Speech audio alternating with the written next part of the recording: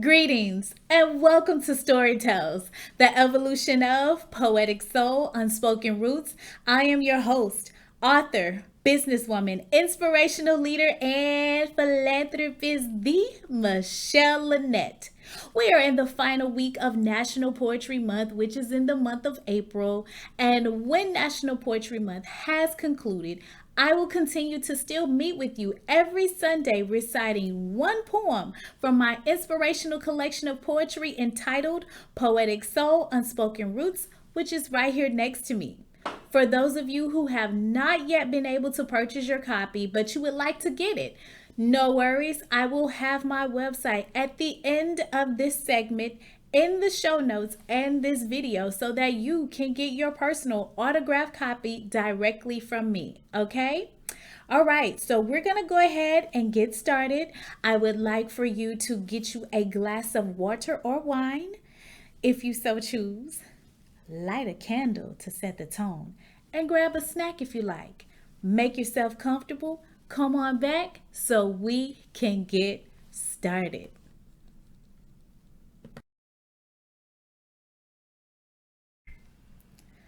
Welcome back and thank you for joining me this evening. I hope you guys have gotten yourself comfortable because we're going to go ahead and get ourselves started. So, tonight I am going to pull from the betrayal section of my book. Yeah, I know. Who really wants to talk about betrayal, right? But a lot of us go through it, and sometimes it's not the most welcoming experience to go through, but it's a part of life. And so the poem that I'm going to read to you tonight is called Intense Moments. And I'm going to share the story with you about this particular poem after I'm done reciting it to you, okay? So I am going to show you the betrayal section of my book, okay? So that you can have an idea of what the inside of that section looks like, all right? So I am going to go ahead and prepare myself to recite this poem to you. So I hope that you're paying attention because there's something pretty deep about this particular poem that many people can relate to. So let me go ahead and get started. He undresses me with his eyes, makes love to me in his mind. We both know our paths have crossed at the wrong time.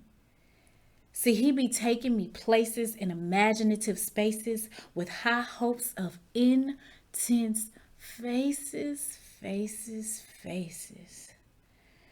Our moment of pure lust is like beautiful tulips in crystal vases. Every kiss that I give him flows with the wind and dries like dust. My emotions within. His feelings for me or my feelings for him. We want to swim inside each other, letting the passions be dunked above the rim. When he steals away from me, I become a Russian dam to be with him. I know every moment will be classic. Even my skin compressed against his skin. Damn, he's in. When he's away from me, I be going crazy, while in another world I was officially his lady, making caramel chocolate babies. The love factory, so elated. Always racing against time, never thinking twice about our victimless crime. We want each other so much, it kills us when we touch, and I can't step away from his touch. He has become a drug to me, constantly got me fiending, and I'm so messed up. So what's the lady to do when she wants all of you? Or what is he to do when he wants all of me? We're experiencing intense moments because the man that I want that wants me is married. Let me give myself some snaps. Let me give myself some snaps. All right.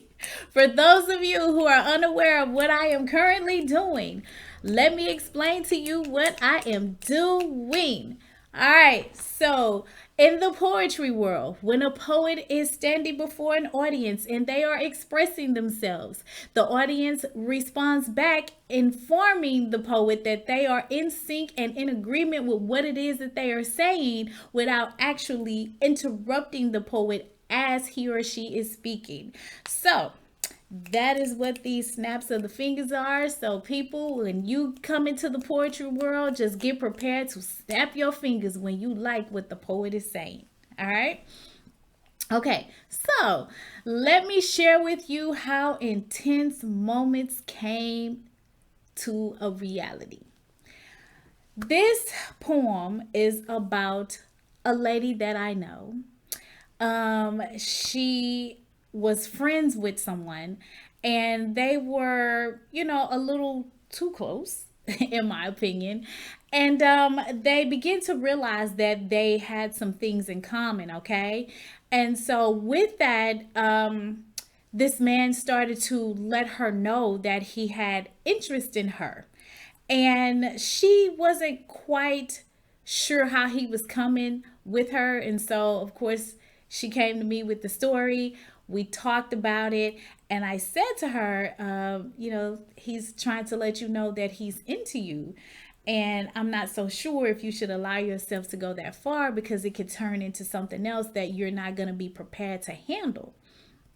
Because when you're getting involved with someone who is married, and you find that you guys have a certain connection with one another, it's better that you not explore that, because it can turn into a situation that neither one of you are prepared to be able to handle. So that is how this particular poem came about. It came about because of someone I knew that ended up having an attraction to someone who was already married. They had an attraction for each other. And unfortunately, because of the situation, it was just best for them not to explore it. And so they did not. They did not explore the situation, but hearing her story, and I'm not sharing all of the story because, it's her business, but I was able to pull from that particular situation and just write a poem about it, because it happens. People end up finding themselves being attracted to other people who are in other situations. And unfortunately, it is a part of what happens in life. And so I would not advise anyone to do that, because it can be a very sticky situation to get yourself in. Okay. All right. So if you've ever been in a situation like this and you want to talk about it, or you can relate to what I said, or you know somebody who's had the experience or is going through it now, tell me what you think about that in the comments. Let me know if you liked the poem, if you didn't like the poem. Let's have a conversation, all right? In the meantime, subscribe to my channel, hit that notification bell. Thank you for tuning in with me. Thank you for just riding with me as I am sharing my work with you. I enjoy being here. I'm glad that I am creating a space where I can breathe with my work and you can take in the energy that I'm putting out. Okay, so we will conclude this particular segment for the evening, and we will be back together next Sunday at the same time on the same channel. And I am going to leave you with a word of encouragement for the week. This week, make a promise to yourself that you are going to protect everything sacred about you. Protect everything sacred about you. Understand that you matter. And if there is no one contributing to the happiness that you already have within yourself, and they're starting to tug at your happiness and they're tugging at your peace, it is time for you to make an executive decision about what's really important to you, and understand how valuable are you to yourself and to the person that you have a part of your life.